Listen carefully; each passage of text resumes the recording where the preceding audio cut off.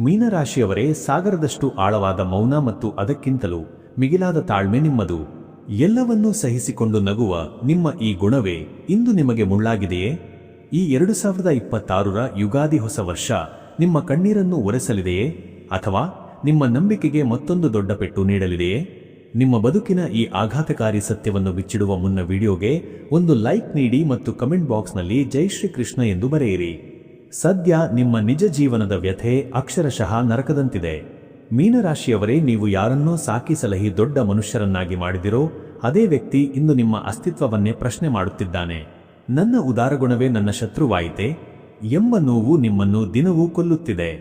ಹಣಕಾಸಿನ ವಿಚಾರದಲ್ಲಿ ನೀವು ಅನುಭವಿಸುತ್ತಿರುವ ಆ ಒಂದು ಗುಪ್ತ ಸಂಕಟ ಯಾರಿಗೂ ಹೇಳಲಾಗದ ಸ್ಥಿತಿಯಲ್ಲಿದೆ.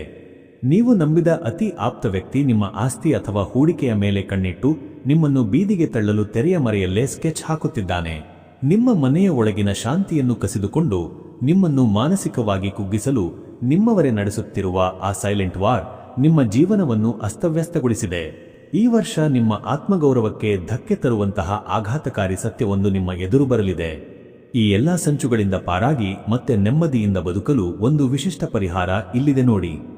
ಈ ಯುಗಾದಿಯ ದಿನ ಒಂದು ಹಳದಿ ಬಟ್ಟೆಯಲ್ಲಿ ಸಣ್ಣ ಸಕ್ಕರೆ ಚೂರು ಮತ್ತು ಒಣದ್ರಾಕ್ಷಿಯನ್ನು ಕಟ್ಟಿ ಅದನ್ನು ಅಶ್ವತ್ಥ ಮರದ ಬುಡದಲ್ಲಿ ಇಟ್ಟು ಬನ್ನಿ.